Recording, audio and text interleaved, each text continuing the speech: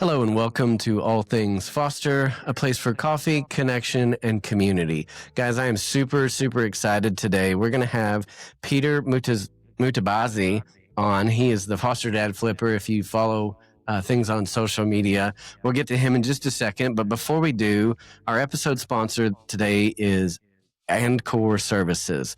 At Andcore Services, we offer vital administrative support to business owners, which affords them peace of mind and contribute to business efficiency, ultimately freeing up time to focus on necessary aspects of their business. Examples of our administrative support comes in the form of business growth assessments, assisting in administrative operations, establishing and maintaining organization protocols with a specialty in financial services such as bookkeeping, payroll processing, accounts receivable management, and financial report analysis. How could you and your business benefit from no longer being worried about administrative tasks? Call us at 806-678-9494. So thank you, Andcore, for your episode sponsor, and welcome to Peter Mutabazi. How are you? I am doing well, Matthew. I'm doing well. Thank you for having me the opportunity to come and chat with you. Absolutely. I'm super excited to have you on. Guys, if you don't know, Peter's got like a huge social following. He's a very big advocate. He fosters and has adopted himself, and really, I think, works hard to raise awareness for the needs of kiddos in foster care. So thank you so much for coming on today. I wanted to go kind of way back to maybe the beginning, right? You were in Uganda, right? Yes. That's where you're from. And so talk to us about that early childhood experience. What was that like? Right, absolutely. I grew up in Uganda, grew up poor of the poorest. Grew up in a place where no one told me to dream. Grew up in a place where, you didn't give hope to the kids because as a parent, you weren't able to provide a meal for them for a day. So how do you tell a kid, hey, you can have a future, but for the next 2 weeks, there's no meal for you? Grew up in a place where I had to go fetch water 3 to 4 miles away every day, and, never had a pair of shoes until I was 16 years old. Never slept on a mattress since I was 16 years old. So grew up in a place where, life was just miserable. It's hard when all you see is poverty. And that's all and then at the age of 4, I began to realize not only we were poor, but my dad was also abusive as well. So, on one side you had poverty, but on the other and you had a mean dad. So for me, there wasn't one place that I felt like I can dream, So then I ran away. I became a street kid, from the age of 10 until 15 years old. And that was my life. Slept on the sewer. Why the sewer? Because it smells so bad that no other human beings can go. But for us as street kids, it was a safe place to go. And that became my life from age of 0 to almost 16 years old. Goodness. Slept in the sewer. Yep, slept in the sewer because nobody could go, But also it was close to the trash. So most people didn't give us food. So they would throw it in the trash. So we wanted to live nearby the trash so you can go get it before the dogs got that food. So, yes. Goodness. And how did you get from Uganda to the States?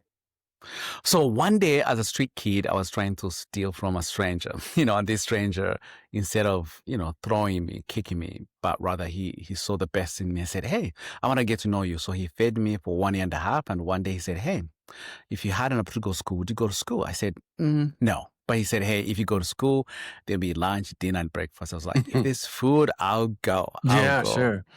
And that's how I went to school, not to be a teacher, not to be anything, but because he mentioned food, which I needed the most. And that's why I went to school.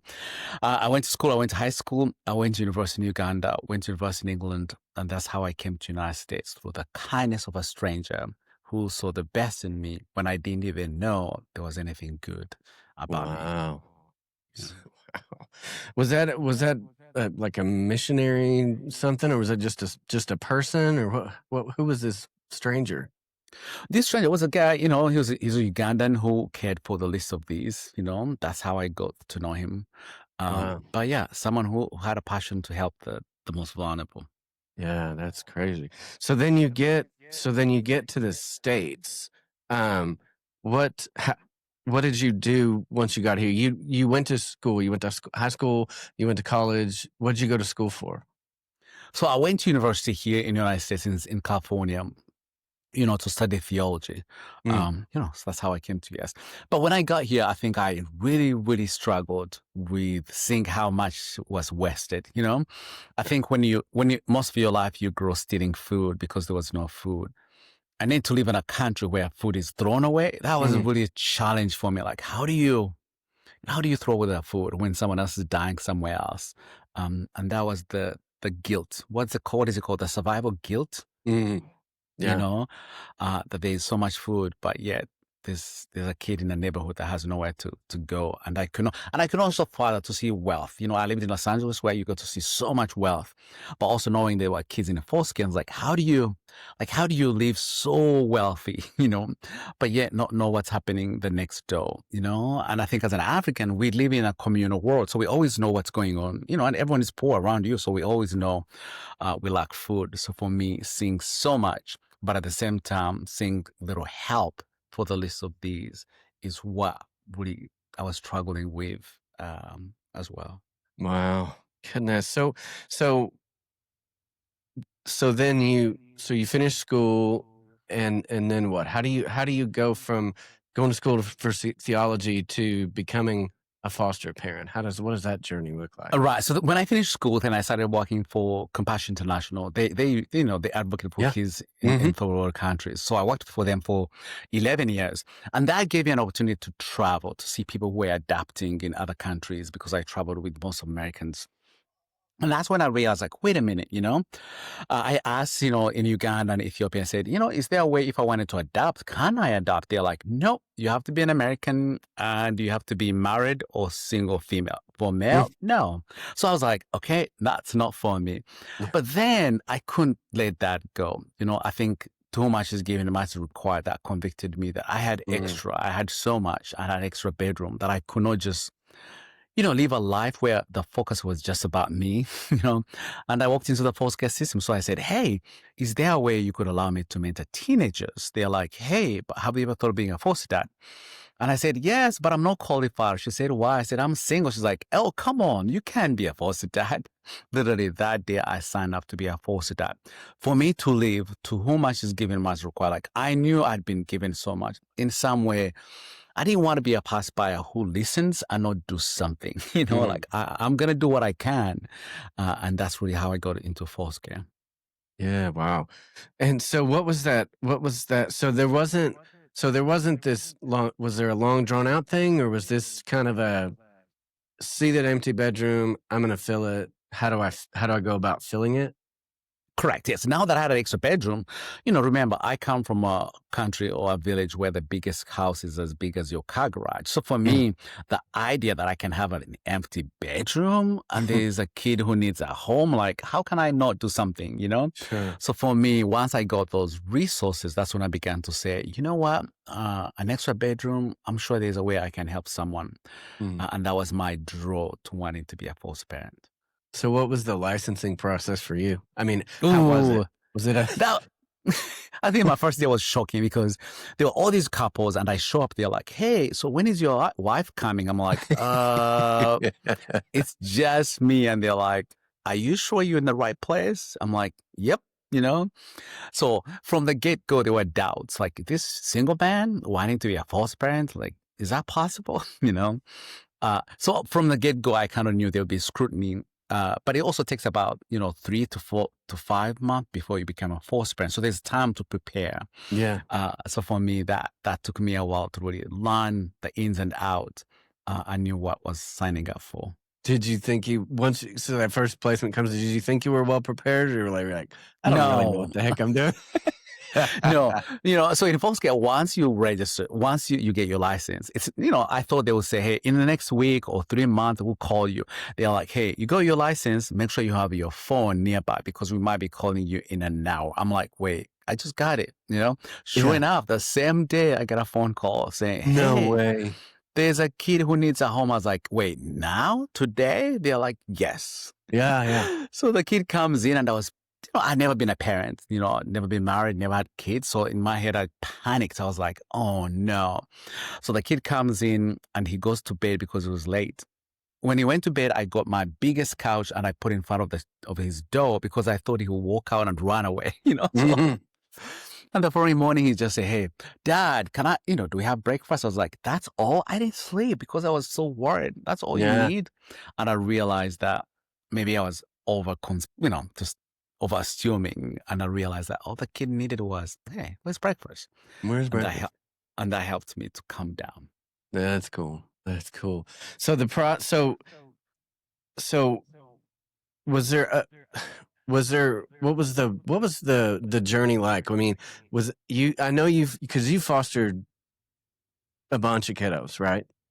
Great. Yeah, I've fostered 47 children right now, and I have Wow. 6 in my home. So that's the 3, and I'm fostering other 3 kids. So yes, I've had lots of kids in and out of my home. Yeah, no kidding. And then you decide you want to tell people, you want to get people aware, make them aware. You want to do this thing, get the word out there. What goes through your mind? Is this how does this come to be where you decide I want to raise awareness for this need? Well, I realized that there were very few foster parents, but also too, I didn't become a foster parent right away because I had these misconceptions, these assumptions that were not true. I thought you have to be married to be a foster parent. So I realized, like, wait a minute, how many people behind me that don't know you can be a foster parent? Yeah. The other part is I was the only male. I think I signed up when I was in Oklahoma. I was like the only male. So I realized, like, wait a minute, what if I can journey with people and I show them truly what it looks like to be Mm, a foster dad, like yeah. change the narrative of what foster care is and change the narrative of what family was. So for me, that is why I began to say, you know what, I'm going to really journey with people on my everyday life. I thought I would just no one will pay attention, and then I began to see, news networks come to me and say, hey, could you share your story with us? And that's how I gained so many following because, BBC would write a story and then the next week would be CNN and then the next week would be US Today. So there was so much buzz because I think it was unusual to see a male, and in some way sharing, like not shy about like, okay, this guy is a foster parent and he's really sharing the good and the bad and the things that he endures every time. Mm. That really got the media kind of really wanting to write the story. Yeah, I do know in the area that we serve, I know quite a few single foster moms. I don't know any single foster dads. I don't know that I could do this single. Right. I mean, goodness gracious. It's a hard journey and to do it alone. I don't know. That would be so crazy. Right. But I don't know, you learn the routines. And I think for me, it's a little easier for me because I'm dealing with trauma that I had to deal with as a kid. So I'm not Exactly. dealing with a foreign things. Like most things, when my kids are doing things, I'm like, yep, I remember I was there. I did that, Right. What scares most people? To me, I'm like, no, that doesn't scare me. Yeah. And in that way, it has helped me truly be a parent. I was in the foster system and my wife was not. She was in a very trauma filled home, but she wasn't in the foster system. She didn't grow up with that. And so I think in some respects I was more prepared because of my background and my history than she was. And so I mean I can definitely see the the ability of someone in your position to be much more willing and ready and open to connect with some kiddos that are going through it. I mean, especially when you're taking you pretty much just take teenagers, is that right? Or you take a lot of teenagers? Well, I take all. I mean, my Okay. youngest right now is 3. So my Okay. youngest is 3. My oldest is 21. So I have all. I think before I was like, my goal was I need a child who can dress themselves, who can talk and go to school. That was my whole. But in fourth gear, that you can give your own box, but But when they call and they need somewhere for this kiddo to go, yes, and I said in my profile, I said, "I'll never, never, never call me for a toddler, please. Like I am not equipped." And sure enough, I get a phone call. Hey, Peter, there is a toad. I was like, that doesn't fall into my, my boundaries. Yeah. And the social worker said, hey, by the way, she's a sibling of the ones you already have. I was like, oh no, Yeah. And God I had said other yes. plans. And I said yes. Now she's 4 years old, and I'm like, man, I could have missed so much because Yeah. I put boundaries. Like, again, in foster care, one thing you have to learn is like you go in kind of open mind and say, hey, the things I cannot do, but also you don't know what you're capable of doing until you actually do it. That is for sure, definitely. So what are some of the highlights, some of the best things you think being a foster parent? Well, in foster care, I think we have a tendency for us as adults attitude of saying, I'm going to help these kids. Yes, we are. But I think it's a two-way thing as well. Like Yeah. my kids have helped me be a better man, understand empathy and, in a way that I had no idea. People say, love unconditionally until you have to learn to do so. It is just a mystical out there. Yeah. But they've taught me how to see the best in others. They've taught me how to really view parents, that not to see parents as villains, but to see them as human beings who are struggling. And in some way, they've truly made me a better human being, Yeah. On the other side too, that we have an extra bedroom that I get to be there for these kids, not just their kids, but their families as well. Amazing how when you're willing to say, I'm willing to help one child, along the way, how many people actually you get to help is amazing. So for me, foster care is a journey that, yes, is difficult. Yes, I can tell you, but to know that you're giving safety, to know you're giving love, to know you're changing the narrative of a child who, in most cases, wouldn't have been in the wrong place, or is amazing. I Yeah. would say. Yeah. Yeah. So one of the toughest things about being a foster parent. What is the toughest thing? Yeah. Oh, for me, I think I'm a single dad. So that is hard. Like, I have kids who are, 4 and 9, 10, 10, 10, 10. If I go to the store, I have to take all of them. Like, I can't just leave them.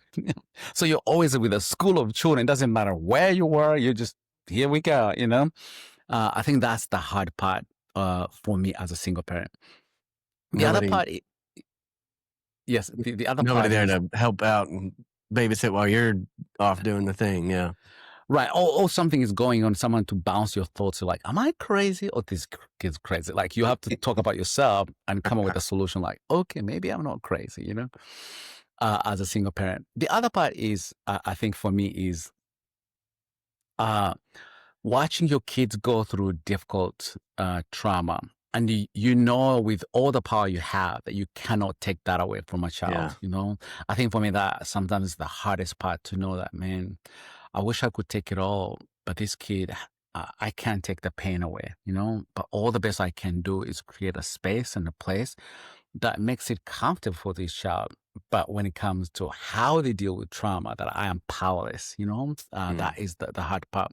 The other part is, as a foster parent, I get to have a child 99.999 of the time, but yet when it comes to the decisions, at least for me who lives in North Carolina, when it comes to the decision of the court system, I get to be told I have no say, and that's the hard part, that you get to be all of it. But when it comes to making decisions, they're like, no, you can't be involved. Yeah. And that is the hard part of being a foster parent. So when someone says, "Oh, I could never do that because I could never let them go," what do you say to that? Well, for me, foster care means I am a temporary parent. Like I signed up to be a temporary parent to provide space and loving home and safe for my children so they can go back home. I didn't sign up so I can have them. Like my whole goal from the beginning is provide space as you give mom and dad an opportunity to heal and overcome what they're going through. Yes, being attached, I think most people say, I'm going to get attached and I can't let them go. But actually, that is the one thing that makes you a special foster parent, when you get attached, because these kids have never had someone who's attached to them or will truly do everything they can because they love them.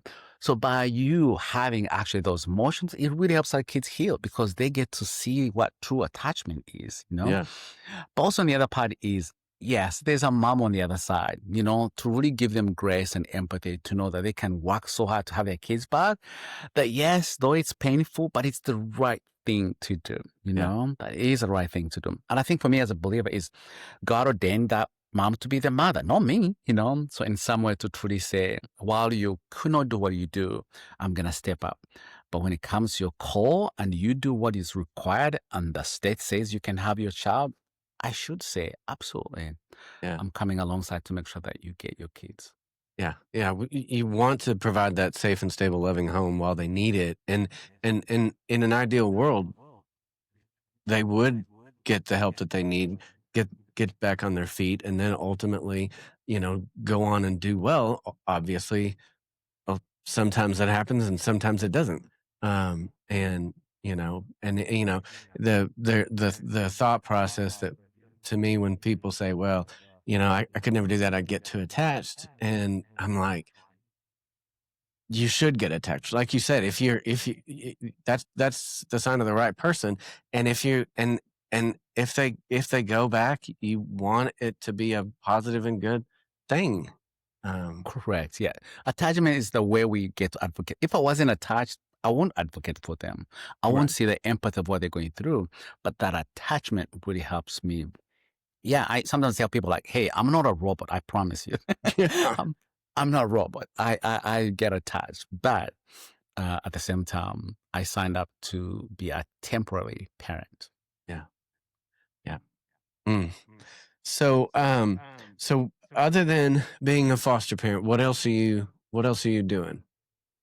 So I love advocating for children. You know, I'm Yeah. actually, as I'm speaking with you, I'm Tampa, Florida, and I'm here to speak at All Star Foundation for Children, and that's what I love to do. Be given an opportunity to share at galas, raising funds or the awareness or teaching whatever is required. That I can be a voice for the voiceless. That I can be um, that person that really comes alongside and share the challenges of being a foster parent, but also to the joys of when we do what we do on how it helps. And also inspire others. Like I know we're not all called to be foster parent, but what can each one of us do to impact the lives of others?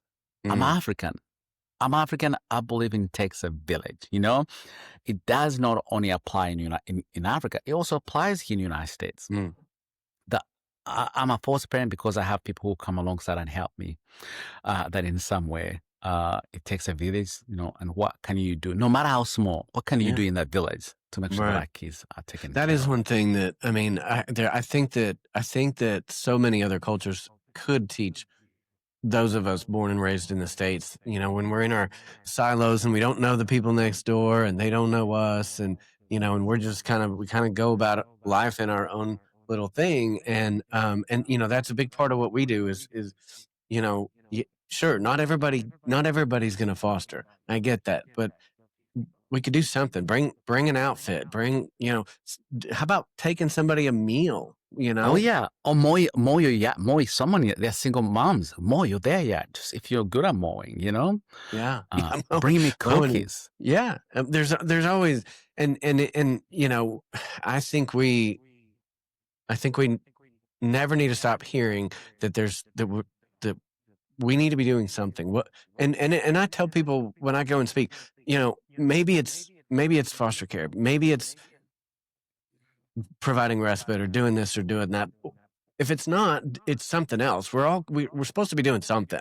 We're not supposed to just get up, go to work, come home, watch TV, rinse and repeat.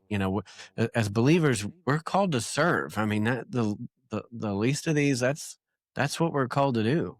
Right. So, so take us through a normal day. What does a normal day look like for you? No more day. So for us, we live on routine. My kids, you know, especially kids in foster care who didn't have a routine, the routine really helps. One, they know what's coming. Two, they are prepared in some way. So for us, we get up so early in the morning. I get up around 6 to make breakfast for my kids and get them out of bed. And then get them ready for school. Yeah. You know, they all go to school at different times. You know, so those in daycare go a little later. Those in elementary school, go a little late, so I get to learn my route. Who do I drop first? Who do I, and then I come back and then I get to do my chores. I'm also a full-time employee, so I get to know, hey, I need to go to Costco before they arrive or else I will not go. I have to plan ahead of time what meals we're having, if they're going swimming, what time do we have to go swimming? And that really helps me to stay regiment because I have a process in how I get to do that every day. So, some people, I'm single. Some people say, are you open to dating someone? I'm like, well, if they're open to going on a date at 9:30, I can. 9:30 in the morning, I can do that. But anything before then, I'm sorry, I'm not available. Yeah, I'm stuck. I'm busy. Yes. So it's foster dad flipper. You flip houses too? Is that correct? So I used to work for Compassion National, so I used to travel over the world. right? So I left so I can be a full-time dad, and I needed to have a job where I'm my own boss. So flipping houses was the best way I can do it, Yeah. So in other words, kids need to go for therapy, kids need to go for visitation, kids, they're sent from school, you got to pick them up. But I needed an opportunity where I can do that freely. So that's Yeah. how I go to flip houses. I see. Yeah. That's cool. That is cool. Okay, so I know you have a foundation, is that right? Correct. And what is the foundation? So, I love teenagers. Like there's so much we can do. Everyone wants a little baby, but our kids need, especially teenagers, they need us as much as a 2-year-old needs us for sure. And for them, they have a shortest time possible. So for me, with my teenagers, they really taught me, they came to me and I told them, hey, you can pick up what beddings you want. They're like, really? Is that possible? And I realized that most of our kids in foster care have moved more than 14 times before they're 18. Yeah, say that again. Sometimes by the time they're 18, they are moved more than 14 times. 14 times. Just hear that. 14 and times. so for me, I wanted to give them an opportunity to choose what they want. So our foundation, what do? We do room makeovers for kids. So they get to choose what they want, and we get to furnish their bedroom as they wanted, for the very first time to really do that. So we do that for kids who are going to college. We do that for kids who are going to kinship. We do that for kids who just got adopted as well. So we try to really help everyone along the way to show that. But also it's another way of showing everyone wants to watch GTV, I thought you can watch a room makeover being transformed, but you can also hear the story of the child along the way, that I get to use that as a way to really share the stories of our kids in a way. And so is that just around where you're at or where do you do that? I can do it anywhere, so long as there's an agency that can help me, find the kids that need it. And we find designer to design their rooms. Yeah, we get to do that. So it doesn't matter where. This week, I get to do it in Los Angeles. I think, this week I get to do two sisters in Los Angeles. That's where I'm heading to, and I'm really excited. Do you know how many you've done this year? This year I've done 12. 12. I wish I could do more. They cost a lot of money. So, hey, that's the nonprofit life, bro. Exactly. So if you're there and you're like, I want to provide you 2 rooms, I would be happy. I'll pay more. Yeah, that's so cool. That's cool. And then you also have a couple of books, right? Yes. Mm-hmm. So tell us about the first book. I know the new one just recently came out. Tell us about the first one first. Yeah, the first book, so as a foster parent, I would hear people say, man, you are like, people think I have superpowers, like, I'm a unicorn, and I'm like, not really. I'm just a regular guy. So I wrote my story to show that, hey, I'm a foster parent, but here's the reason why, because I was one of them. I grew up poor. I was abused in every way, shape, form, but what do you think as my unicorn is my superpower of my childhood, that I get to use it to do good for others because I know and I understand that. So that was my bio. Now, the next one is, as a foster parent, most books I read were written by professionals. And sometimes I didn't understand what they're saying, And I thought, let me write from a foster parent point of view, the traumas my kids have gone through, to be able to articulate and share for those, those who are not yet foster parents. So I divided my book into 3. One is for those who are not foster parents yet. It's easy to sit on the other side and say, I want to be a foster parent, but it's good to really think through, like, did I have trauma? what are things that I need to really rethink about before I become a foster parent, And then number two is those who are in thick of it. And then at the end, there is hope, when we are consistent, when we don't focus on the behaviors, but we focus on the why, that we get to be the best parents we can be. But for me, because I lived it every day, I wanted to really share the lessons I've learned. So that's what the book is all about. The lessons I've learned as a foster parent, the wish I knew, the ones I get to use now, but also the hope for those who are struggling in the midst of this. Yes. And they're called? Love Does Not Conquer All. That's the new book. And my previous book is Now How Someone Made Me Known. And that's my goal. Oh, I like that. And so where do they find them? I mean, they can find them any bookstore, Amazon, on my store, whatever you can find. Now I'm Known is my bio, and Love Does Not Conquer All is the lessons I've learned. And anywhere you can book them, you can order them, whatever you buy. Do you have audiobooks? Audiobooks, yeah. All of it. They're right there. Got it all. Okay. Sweet. So high level, what would you say you've learned the most about trauma? Like, what is that? Just give us what you can about trauma, how it happens. Maybe what do you do? I mean, we're face to face with it day in and day out, right? So what have you learned about trauma and how to maybe overcome the effects of trauma? Right. Well, trauma, first of all, trauma is like, I'm driving a car and the next person is driving is on a motorcycle, or on a bike.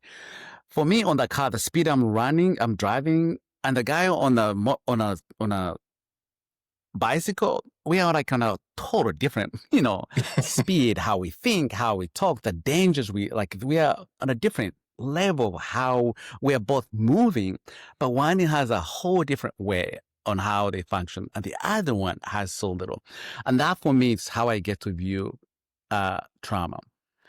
To help the guy who's driving to understand why the guy on the bicycle is slow and has to pedal to get anywhere, and then help the guy on the bicycle to know, like, hey, you have an opportunity to actually get to the car as well, So it's like both ways. Like it's like, if you read my books, it's like I explain as though as like I'm an alien and you live on Earth, and we're trying to parent together. Like we don't speak the same language. We see the world in a whole different way, Different, yeah. And that's full scale. For me to hug anyone means absolutely nothing. To some of my kids, hugging them means 100 things. Yeah. So you can see how like we are both kind of moving the same side, but those two things mean different, different things. So in some way, trauma is really understanding how the kid on the bicycle views his world from a bicycle point of view, And for me, who's in the car, how I'm so off from this kid. And for me to be able to say, I gotta slow down, I'm gonna get out of the car and I'm gonna meet that child at a bicycle level. They are the bicycle, and really gentle with them and help them to get to the level where they can understand, oh, by the way, you can get in the car, you can drive on that side. But before I'm willing to slow down, get out, meet them where they're at, then I am not of help in some way, And also trauma says green. We all know green is like safety, To me, who's a normal human being, green means safety. To my kid, what is green might mean danger. Well, for me, red means danger, So it's almost like parenting someone who sees what is abnormal for me, it's normal for them. Yeah. What is abnormal for them, it is normal for me. Does that make sense? So it's like you have to flip the coin the other way. And that's what trauma is, like literally. Yeah. They see things in a different way, and we want to help them see things in the normal way that we both see. It's I like your bicycle car metaphor. I've never heard of it put quite like that before. And that's really, that's really, we want we want our kids to be able to move forward and look beyond their trauma, but you do have to see them you have to see them and you have to see where they're at in order to help them navigate to get to a place where they can move past it. Right. Or they are peddling. They're like, someone told me I'll never mount anything. That's what they're peddling on. I'll never mount anything. I'll never mount. And you're here saying, hey, you can go to school, you can go to college, but they're peddling. Like you're speaking Japanese. They're like, I don't know what you're talking about. Yeah, right. Yeah. And that was me. For me as a street kid, going to school was like, why would I go to school? I have never taken a shower. I am dirty. Nobody wants me. I was told I'll never mount anything, and I look like it. School? Why would I go to school? It wasn't that I can't, but it was more like there's nothing around me that tells me, smells so that I could even think I can go to school. Like, damn, And I think that's the challenge of parenting kids with trauma, that sometimes we're disconnected. We think we're helping them, but we're just kind of putting in the wrong place, I would say. Awesome. So if someone talk to somebody who's thinking, maybe I ought to do that foster care thing. What do you say to them? I mean, you have to have that conversation just about every day. What do you tell people if they're thinking, maybe I should do that? What do you say? Well, sometimes I want to know the why. Why do you want to be? Because I figure that some people they want to be foster parent, but the whole goal is they want to adopt the children. Though they don't say it loud, they're like, but I want to adopt the children. And most of them I say, foster care isn't an adoption agency. If that's where you're going, you need to change maybe what you're looking for. Like you want to put them in a place where they really understand. But the other part too, to also let them know, like, it's a calling. Like, just, it's not easy. It's hard, but it's worth it. Yeah. But it's worth every penny, every way you walk, And also to really help them that I think that's why I wrote the book, Love Does Not Conquer. On the other side, like, I just want to love on them, absolutely. But sometimes I get to hear some of my kids, I hear more of how I'm a bad dad than when I'm a good dad. Like, like, you're not my dad, so don't tell me what to do. More than I hear, hey, dad. Doesn't make sense. Like, you're going to the opposite. So if you're willing to navigate that and come alongside that child despite of those, I think then you're a foster parent. And I also try to really help them that their fears actually is their stronghold. Like, if you're afraid of being attached, if you're afraid that kids will go, actually, that is kind of a power to you. That is going to help you be the best parents you can, because you're going to advocate for the child because you love them, and that usually what I get to share with people, that, your fears are actually your power, and your goals and dreams are actually what will set you to fail. They'll set to fail. For example, if you begin projecting an expectation, like the more you put expectation to your children, the more you're gonna fail, because that is your expectation. That's not the child's expectation. So that's projecting your expectation to a child, and most time we get to feel we are failing, but it's us who set ourselves to fail, if I may say that. Yeah. Share with us, if you don't mind, like a story that is just jumps out in your mind as like something that was just really amazing. Maybe some response that you saw, something. What's a really strong, good, powerful story of redemption that you've seen? Redemption. I think for one of my 19-year-old, my 21, when he turned 18, he's like, I'm going back to look for my mom. And I told him, yes, absolutely.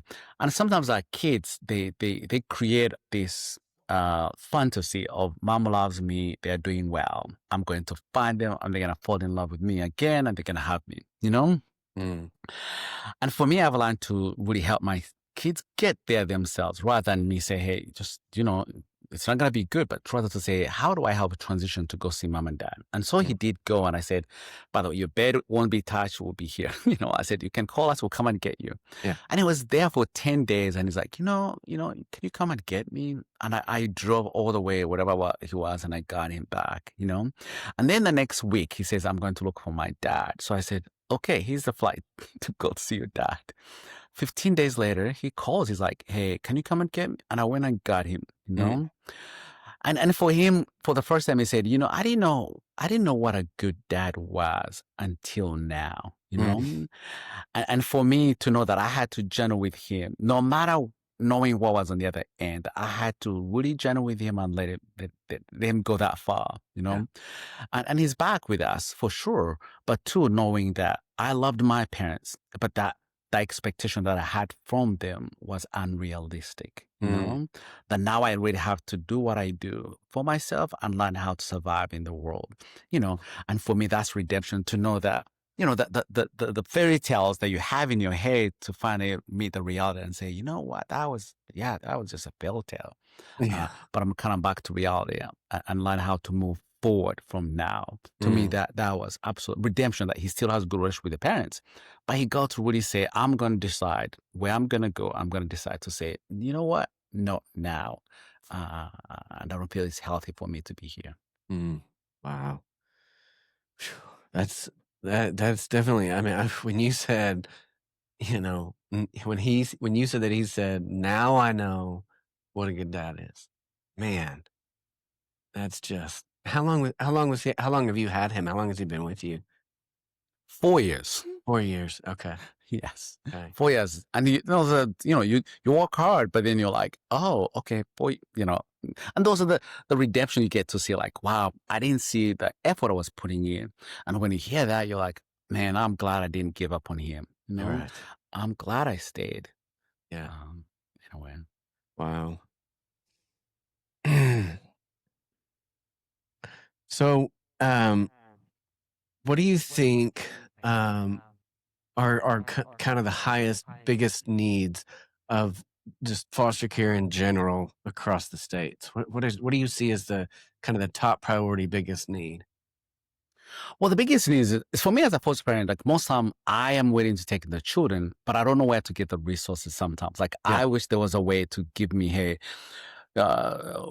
when your kid is facing, this is where you go. When your Right. child is dealing with the mentor, here's how most things, they're kind of left for you as a foster parent to handle yourself, fight for yourself, But also too, not every county takes the insurance that I have. So most yes, I need the services from my neighborhood, but they don't take Medicaid, Yeah. So I have to find for another way how to really be there for my kid. So I wish there were more resources for me given to me ahead of time. Yeah. Like, hey, here are resources that can really help you succeed and get there. Most time we ask for them, but it's like you're asking, heaven come down, that there's no one knows where, how, and that will really, really help force parent, in as they take care of the kids. Sometimes, we need even a simple therapist, but you have to wait for 6 months to be, enrolled in. Like, I wish those were a little easier for us to get into until it's too late. The other need is assessment. Like, I wish our kids were assessed as soon as they came into foster care, so we knew how to help them out. Yeah. Sometimes they get to do that medical assessment when it's like they've been in foster care for 2 years. You're like, Yeah. Yeah.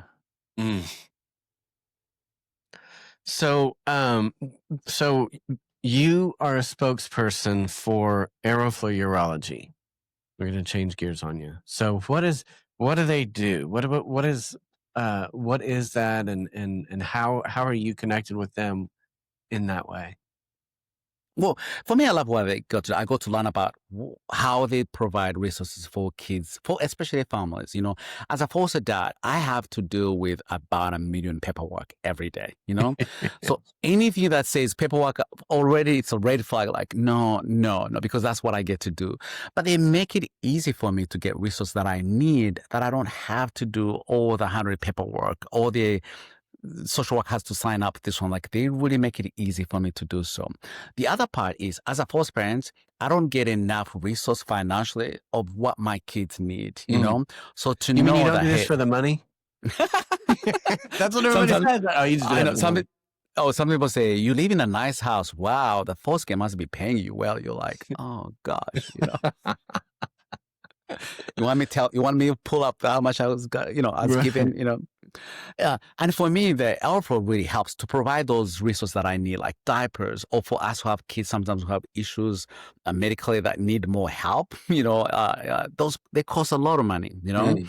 For me, just a box of pull-ups costs, I don't know, $55, you know. Mhm. You can imagine if you had to use that 10 a day or sometimes more than that, how many do I have to go through, you know? So for me, that they provide those resources for parents who really have fragile kids that can't really, and they drop it to you by your house, that you don't have to really call anybody, comes to you as you need it.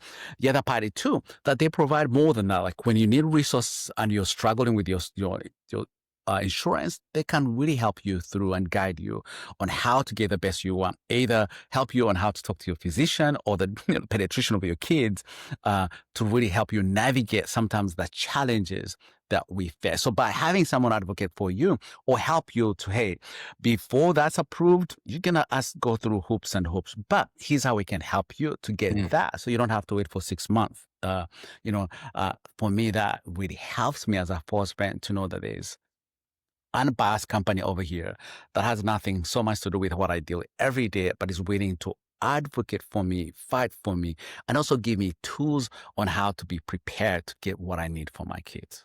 So do they do diapers for any kiddo on Medicaid and things like that? Yeah, Every kiddo? not just diapers, but just think of those kids who are in medical. You need to wear those diapers every day. You know, the anything that you need, those who wet bed every day, that they need to be changed all the time. Like they supply all those, you know, Oh, they wow. supply all that you need at all times That's as you need crazy. them. And You and fill in they the paperwork. Yes, you fill the cover the paperwork. whole as long as they're on Medicaid. So they're Medicaid. Wow. So what's the process like? I mean, is it a long intake and take forever to get approved or Oh, no, absolutely no. I mean, literally, you go online, fill in the Yeah. paperwork that you need right there, submit it, and boom, you get what you need. Really? So where do they go? Where's Jessica? Oh, she's gone. Yes, We'll she's got, look. yes, but they have a I'll put a website link. and there's a link. So there's a link. They will give you the link. There's a link in there that will really help you to fill in all you need. You know, where you're located, what Medicare you have, what size you need, and how often you need them. You know, and they will make that happen for you. That's crazy. Yeah. So, okay, that's what I was going to ask. So, and I don't know if you can answer this question or not, but why do you think, especially as kiddos get older and things like that, then they really have issues with needing this? Kiddos in foster care tend to have a much higher need for, say, diapers and 7 or overnight pull-ups and things like that when they're 7, 8, 9, 10 years old. Right, because of the trauma, again, our kids in trauma, developmentally, they develop on a slower pace than most kids. So I would say if you have a 10-year-old, they're actually almost at 6 years old, So when you have a 7-year-old, actually they're like more 3-year-old. So you're always, they're always behind developmentally in a way, and emotionally as well. So that's why sometimes we need more of those simple things like diapers or pull-ups or things, kids who wet the bed or who need medical attention at all times than most kids would. Someone who's an Oxford parent is like, what? A 7-year-old, a 10-year-old still needs diapers? Yes. Yeah. Remember, because most of my kids didn't develop really well, and so they're still behind. So that's why sometimes we need those resources. Or some of the kids, they by 2 years old they're trained, but for me, I'm beginning at 5. I'm just starting at 5. Yeah, right. Yeah. in a way. Yeah, Yes. the research that I've seen, you talked at the beginning that by the time they're 18, they've had 14 different placements, and the research that I've seen is that every one of those placements is a 6-month behavioral and developmental regression. So imagine yeah, you're 18, but you've had 14 placements. You're not y- chronologically you're 18, but you are not there You're developmentally. exactly. You're 14. Yeah. That emotionally there was no time to really grow and develop in a way. And Yeah. that's the challenge. And that's why even in school when I put my kids, I say yes, my kid is 10, absolutely 10. You know, But if we could really go to the reality of his age, he's actually 7. So sometimes you're going to see behaviors that, you're like, you should have grown out of these. Yeah. But remember, they're always catching up, they're Mm. always catching up in a way. Yeah. And even our kids who use diapers or because of fear, it's the fear of, I peed, I did wear the bed until I was maybe, I don't know, maybe 9 or 8 because of fear. I was so afraid of my father that I had no place to go. Like I could not risk getting up to go to the bathroom. I knew I would get the beatings for that. Like Yeah. I would not risk. And I lived in Africa too. So it's not like there's a bathroom in your room, Yeah. no, you have to go outside. And outside there's a wild dog that might eat me. No. So it took me that long. But did I do it knowing? Absolutely, But at the same time, the fears, that my brain could not tell me when not to. And Mm. so our kids as well, that's why for me, Euroflow is really so important and is really helping foster families navigate that and have the resources that they need. And these days too, those items are super expensive. Oh, yeah. When you need those in 20 times, 40 times just in a week, yeah, you can see how much that costs. I used to go to Costco, that's why I would get them. Mhm. But the box of, I think, it's 57, I think, but I could go through just 2 in a month. Yeah. Yeah. For one kiddo. Yeah. Yeah. So let's talk. What are 3 things outside of foster care that just bring you joy? Outside foster care? Yeah. Oh dear. Uh, uh, out of foster care. He's like, I'm in it every day. Nothing's I outside know, of it. exactly. I'm like, that's all I know. What else? I don't know, just to see that there's hope, Yeah. that to see people moving and working and there's hope. Sometimes, especially in the DNA age where things just seem gloom all the time, it's for me to see hope, seeing people willing to want to help. But like, even if it's 1 out of 1,000, someone saying, I want to step up. I want to do something. For me, that is joy. Or giving, like there's some people, not necessarily they're giving towards foster care, but they really want to help somewhere. They're aware, they have empathy for those who are really not doing well and willing to say, how do I help others? Mm. And for me, that truly brings a joy as well. School, I love school very much. You know what? Because it allows me to have my me time. So that's outside foster care, if you Yeah, want to right. say. If my kids at school, yeah, so I get to really do other things Get to breathe. as well. Yeah. We had some churches that would do date nights for us, and I did an interview one time. So the licensing agencies said, well, we know the building is safe because there's kids there every week, and we know that the churches run their background, so we could just have a sign up, and the foster parents show up, drop the kids off. And so I had a couple of folks that was going to speak at this church that did these date nights, and so I had them shoot just a video on their phone, say, hey, what do these date nights mean to you? And one of the couples that I had, they were like, the first time y'all did one of these date nights and we got to drop the kids off, we dropped the kids off, we drove to the Walmart parking lot, we took a nap. Yeah, just take a nap. Like they needed a break. Yes. Or even me sometimes, I have I get a babysitter and then the event, they're like, it's going canceled. For me, I literally sit in my car and just chill with no Yeah. voice. I just chill. Yeah. Mm. Yeah, that's awesome. So what is something we've kind of talked about a lot, but is there something we haven't hit on that you really want people to know about when it comes to foster care? Yes, absolutely. I think we live in a tradition where they have said, and I believe in this tradition, but sometimes it does not make sense. The tradition says, get married, get babies, and be a parent, you know? But I think for those who are still waiting for their spouses, I think you can still be the best dad you can be, still waiting for someone. That you can be the best mom you can be, still waiting for someone, you know?